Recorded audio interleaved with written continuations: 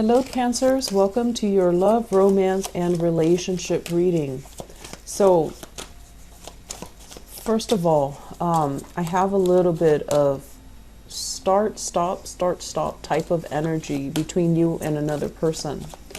And it almost feels to me like there might be geographical distance between the two of you, wherein when you guys are together, the relationship is great. There's a lot of plans. There's that hopeful, optimistic energy where you both feel like, yes, this is the right person for me.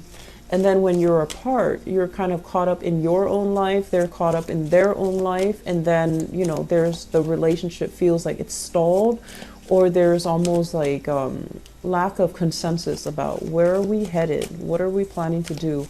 How do we get together? How can we remain in the same geographical location? Do I give up my job? Do you give up your job? And things like that. So I feel like some of you might be dealing with that sort of a start-stop energy. It might not even be the geographical distance, but it's just the idea of having different goals, having different plans. One person might want to live in the city. The other person wants a house, a ranch in the countryside. And so lifestyle changes, ideologies, what it means to have a family. You might not even agree on these things. So I feel like, there's this start-stop flow to the communication, into the plans between you and another person.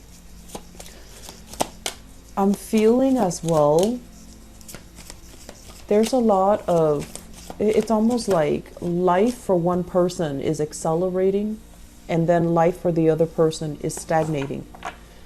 And that should not, make or break a relationship, but it can if the other person feels like they're outgrowing the relationship. So let me talk about this. I don't feel that this is you. I feel like this is somebody that you're dealing with. We have here this is the Knight of Cups, okay? Knight of Cups. The Knight of Cups is somebody that can be very sweet, can be very charming, very, very likable. And for whatever reason, I feel like this is somebody that likes to cook for you, that likes food, that likes, drink, that likes a good life, and that likes, the luxuries in life as it relates to fine dining, as it relates to food, as it relates to like making sure that you're well fed, okay? When it shows up in the reverse position, it's somebody who is, it's hard to have an emotional connection with them. So they might be running on empty. They might not be the most emotionally introspective person that you've ever come across. And I feel like this is an energy of a person. So this is a water sign. And I also feel like it might be, their sun, their moon, or their rising, not just their sun sign. So Cancer, another Cancer that you're dealing with, Pisces or Scorpio. And when I see this card, I feel like you care about somebody, you like somebody. But a lot of the times too, when I just feel that you could be male or female watching this, and I feel like, the concept of gender roles apply very strongly to you, wherein you feel like men are supposed to do this, women are supposed to do this, okay? And so you might also be dealing with somebody who kind of defies these stereotypical gender roles. So they might be a woman that you're dating, and their energy can be very masculine. They're super charged. They're not, traditionally what we associate with the feminine ideal, where they're nurturing, caring, emotionally available. And so you're dealing with somebody, yes, they care about you, but they're not a mushy, fuzzy type of a person. And when you're with somebody, you want that emotional connection to feel that it's real, to feel safe, and to feel secure. And I'm also sensing that you're with somebody who has been through a lot of turbulence in his or her past. Somebody who, travels a lot or has been through some really deep, dark stuff, okay? So I honestly feel like they've just had a very interesting life, but I feel like you look at their life and you look at the decisions that they've made, and you look at the person that they are, and I feel like you care about them. but it just feels to me like there's so much that they have been through. And because of they've been through so much, they had to block out that emotional trigger within themselves in order to cope as a coping mechanism. And so you're meeting them, you know, after they have already overcome all of these ordeals. This is the Six of Swords. It's somebody that, you know, has been through a lot and has learned from their past mistakes. When it's in the reverse position, I feel like they might be a little bit crippled by their past mistakes. And so they turn off that emotional side to them as a defense mechanism, as a coping mechanism. And so invoking that emotional side to them is very difficult. It's very challenging. And so while you care about this person, I feel like there's definitely a lack in emotional investment or an emotional openness between you and another person. I feel like for some of you, your partner might feel that this is you, might feel that about you. And they're trying to reach out to you, but it just seems like there's a barricade. There's like an emotional barrier it's like inadvertently put up by somebody, by you or by the other person. That's not allowing the relationship to grow deeper. Okay, so that's what I'm feeling here. Doesn't mean that it can't work. It just requires a lot more vulnerability. It requires a lot more patience from both sides to kind of crack through that exterior, that tough, that non-feeling, aloof type of an exterior.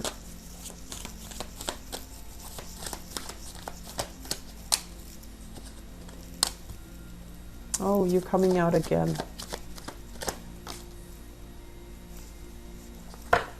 So we have here the Ace of Wands. And the Ace of Wands, this is a situation where we let our passions kind of, you know, get the best of us, okay? This is like attraction, chemistry, feeling really, really, really attracted to another person. When it's in the reverse position, it's sort of like feeling that physical connection with them, but not feeling anything else, okay? And then, you know, choosing to go with it, feeling like, oh, maybe that's enough. Maybe I just really want this person. I'm attracted to them, I have the hots for them, and they like me, and they make me feel wanted and needed. So even if it's temporary, I feel like some of you are dabbling in one-night stand, short-term love affairs. Some of you might have already done this in the past where there were it's almost like you went out, had a really, really good time, and you're just like, even though the attraction is only it's very physical and there isn't that emotional investment, you still got involved with that person. And I usually think of this as, you know, being involved with somebody who's already in another relationship, or you being involved with someone when you were in a relationship yourself. So it's like choices that were made when there was alcohol involved, or even choices that were made that were not in your best self-interest, okay, or in your higher good, not so much your best interest, because I feel like you wanted someone that you knew would not be good for you. And I feel like, you know, passion and desire took over, and the interaction on a superficial level, it was nice, and you felt like maybe that's enough. And it turns out it's not really enough. And I do see some disappointment associated with this. And I also feel as well, there might have been other messy entanglements as a result of getting involved with this person. You know, you might have the same group of friends, you might have to see them again, or I feel like they were involved with somebody else, and then that opened up a whole other can of worms. And so the situation became kind of like, how do we dodge these people? How do we, I honestly feel, Cancer, I feel like you were involved with somebody else while you were dating somebody else. And I feel like promises were made, and rather than owning up and, you know, setting the situation straight, I feel like you dodge responsibility. That's what it feels like to me. This is a card here about, you know, social dating. This is a card overall about having a lot of options on the table and going with your, baser desires rather than going with, with your higher guidance, okay? So making a decision that allowed you to feel temporarily good, but in the long run, it can leave you feeling very, very depleted. It can leave you feeling empty, and it can leave you feeling like, why did I do that? So I feel like some of you are still grappling with this decision or still are dealing with it, and it's not a comfortable space to be in. If you are dealing with a water sign as well, I'm sensing there is some third-party interference in that relationship as well. Another water sign, so another Pisces, another Cancer, another Scorpio. I do feel Scorpio and Pisces coming out strongly for you guys.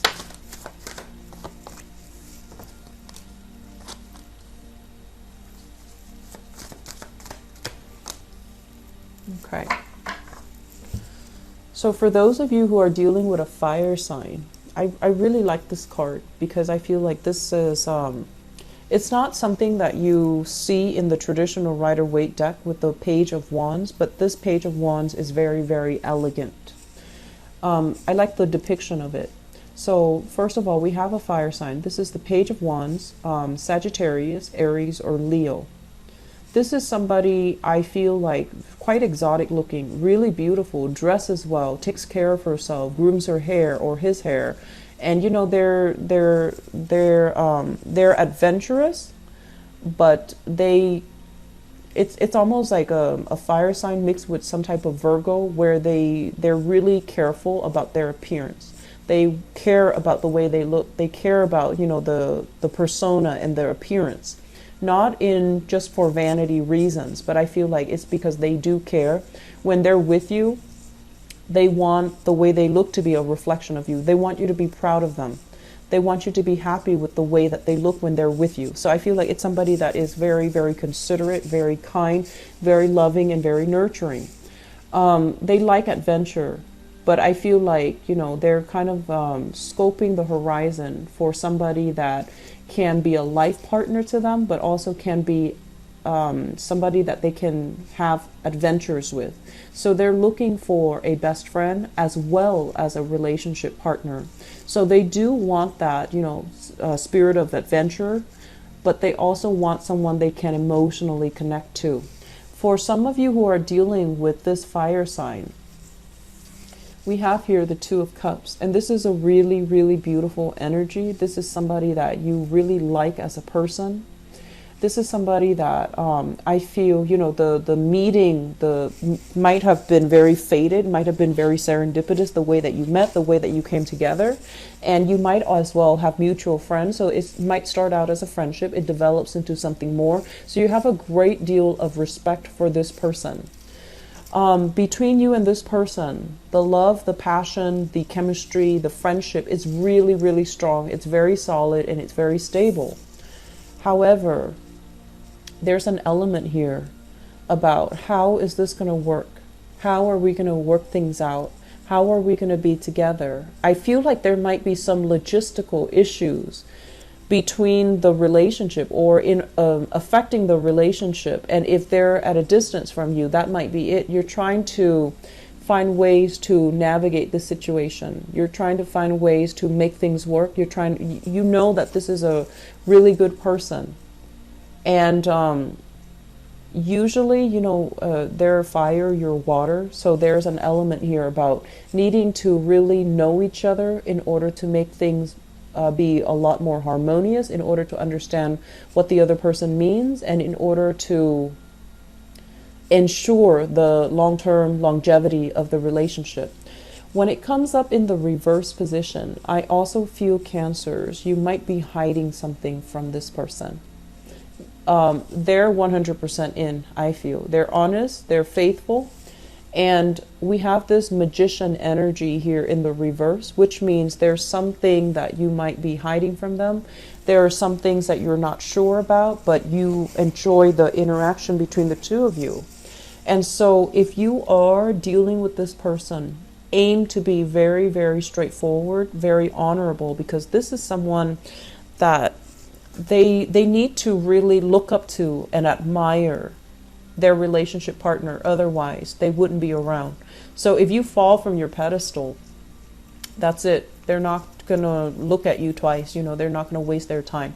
So I feel like there is a lot of potential here for those who are single and encountering a fire sign.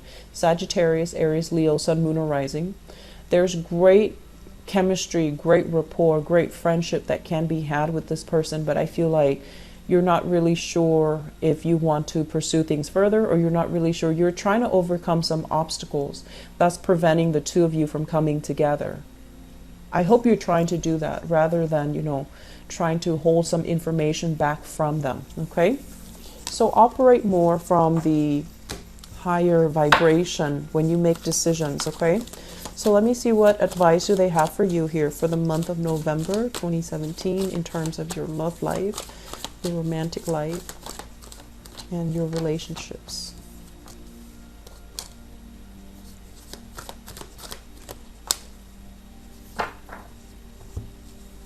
So we have here the devil, and the devil is a situation where we're kind of like stuck in a situation that's not entirely healthy, or guided or tempted by baser desires. Okay, and I feel like this is what if we're talking about advice, this is their advice for you. This is someone who's got it all. You know, he's on his throne. He's got a lot of opportunities that he's looking at.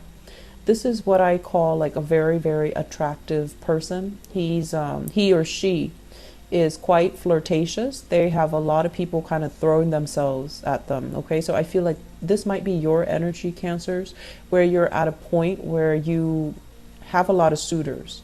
You can pick and choose among the people that you want to be with.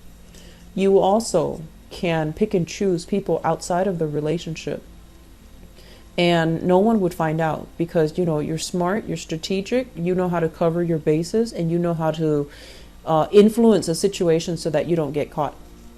And I'm also sensing as well, if you're dealing here with a fire sign, this is a fire sign in a relationship that might feel very, very restricted.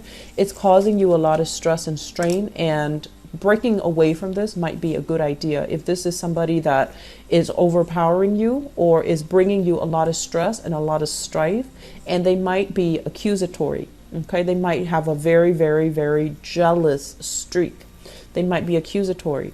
Keep in mind that a lot of the times when you're in a relationship and somebody is jealous without any reason, it's also because they're cycling through worst case scenarios, and they themselves might have the tendency to stray in their relationship. So they're kind of projecting that insecurity, and they're projecting, you know, their trust issues onto you, because they have the proclivity to step outside of the relationship. So I feel like you're dealing with someone that's really stressing you out, that's accusatory, that's very, very jealous.